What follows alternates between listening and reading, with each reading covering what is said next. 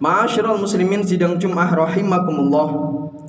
Tidak terasa beberapa hari lagi bulan yang ditunggu-tunggu akan datang menemui kita. Bulan tersebut adalah bulan Ramadan, yang merupakan bulan yang sangat populer tidak hanya di kalangan umat Islam, tapi juga umat-umat lain hampir seluruh dunia mengenal yang namanya bulan Ramadan. Mengapa demikian? Jawabannya adalah karena pada bulan tersebut umat Islam khususnya berpuasa untuk melakukan perlawanan total terhadap musuh terbesar yang ada dalam diri manusia, yakni hawa nafsu. Untuk dapat menundukkan dan mengalahkan hawa nafsu, kita diperintahkan oleh Allah Subhanahu wa Ta'ala, sang pemilik dan pencipta alam semesta ini, untuk berpuasa selama 1 bulan penuh. Ini menunjukkan betapa berat dan bahayanya hawa nafsu bila diperturutkan tanpa batas. Bahkan dikatakan dalam Al-Quran bahwa manusia yang hidup sesuai dengan apa yang diinginkan oleh hawa nafsunya, maka derajatnya adalah seperti binatang, bahkan lebih rendah daripada itu. Allah Ta'ala berfirman dalam Quran surat Al-A'raf ayat 179, A'udzu billahi minasyaitonir rajim. Walaqad dara'na li jahannama katsiran minal jinni wal insi lahum qulubun la yafqahuna biha walahum a'yunun la yubsiruna biha walahum adhanun la yasma'una biha ulaika kal an'ami bal hum adall ulaika humul ghafilun. Dan sesungguhnya kami jadikan isi neraka jahanam kebanyakan dari jin dan manusia. Mereka memiliki hati tapi tidak dipergunakannya untuk memahami ayat-ayat Allah, dan mereka memiliki mata tetapi tidak dipergunakan untuk melihat tanda-tanda kekuasaan Allah. Mereka memiliki telinga tetapi tidak dipergunakannya untuk mendengar ayat-ayat Allah. Mereka ini adalah ibarat seperti binatang, bahkan mereka lebih sesat dan hina lagi. Mereka itu adalah orang-orang yang lalai. Ma'asyiral muslimin rahimakumullah. Setelah kita memperhatikan ayat tersebut, kita mendapatkan informasi yang cukup akurat dan valid dan terpercaya, bahwa bagi siapapun di dunia ini, baik dari golongan jin dan manusia, yang terus-menerus mengikuti keinginan bejat hawa nafsunya tanpa ada keinginan untuk menghentikannya, maka dikategorikan mereka seperti binatang yang tidak berakal, bahkan lebih hina dan lebih rendah. Dan di akhirat nanti hukumannya pasti akan menjadi penghuni neraka jahanam yang panasnya tiada tara dan tidak terbayangkan sebelumnya. Mereka adalah kaum yang tidak pandai bersyukur dan lalai dengan harta benda dan kehidupan yang di dunia ini yang bisa dinikmati hanya sesaat. Mereka memiliki hati tetapi tertutup, tidak digunakan untuk memahami ayat-ayat Allah. Mereka memiliki mata tetapi matanya buta, tidak digunakan untuk melihat tanda-tanda kebesaran ayat-ayat Allah. Dan mereka memiliki telinga tetapi telinganya tuli, tidak digunakan untuk mendengar ayat-ayat Allah. Maka ketahuilah bahwa tidak ada ceritanya orang yang memperturutkan hawa nafsu hidupnya akan rapi, hidupnya akan teratur dan selamat.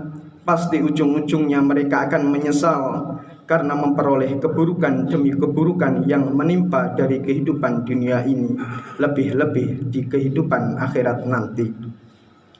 Kecuali hawa nafsu tersebut mendapatkan rahmat dan kasih sayang dari Allah Subhanahu wa Ta'ala, karena telah bertaubat dari segala bentuk kejahatan dan selama ini yang menguasai hidupnya. Ketika hawa nafsu tersebut mendapatkan rahmat dari Allah, maka berubahlah status dari hawa nafsu ammarah ini, nafsu pembangkang ini, nafsu durhaka ini dan penuh dengan kegelisahan ini, menjadi nafsu mutmainnah, nafsu yang taat, nafsu yang patuh, dan nafsu yang penuh dengan ketenangan. Allah Ta'ala berfirman dalam surat Yusuf ayat 53, A'udzu billahi minasyaitonir rajim, wa ma ubarri'u nafsi inna nafsa la'ammaratun bisu illa ma rahima rabbi inna rabbi ghafurur rahim. Dan aku tidak membebaskan diriku dari kesalahan, kata Nabi Yusuf, karena sesungguhnya nafsu itu selalu menyuruh kepada kejahatan kecuali nafsu yang diberi rahmat oleh Tuhanku. Sesungguhnya Tuhanku Maha Pengampun lagi Maha Penyayang.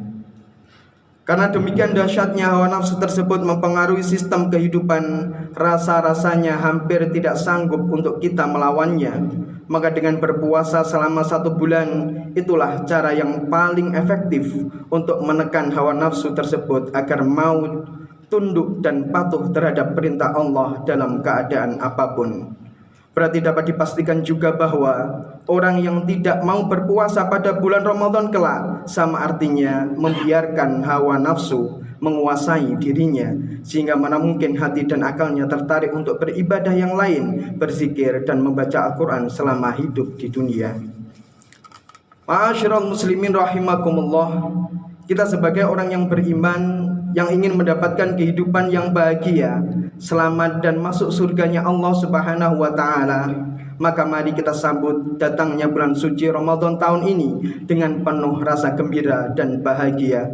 Ibarat kita kedatangan tamu spesial yang sudah lama kita nantikan, tiba-tiba datang berkunjung ke rumah kita, tentu kita menyambutnya dengan sambutan terbaik.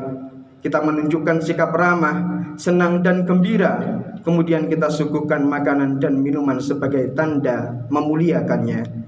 Seperti itulah harusnya suasana hati kita menyambut bulan suci Ramadan ini, karena sebagaimana yang disampaikan oleh junjungan besar kita Nabi besar Muhammad SAW mensifati tentang bulan Ramadan. Beliau bersabda, sungguh telah datang kepada kalian bulan Ramadan, bulan yang penuh berkah. Allah mewajibkan kepada kamu sekalian untuk berpuasa. Pada bulan itu pintu-pintu surga dibuka dan pintu neraka jahanam ditutup dan dikunci.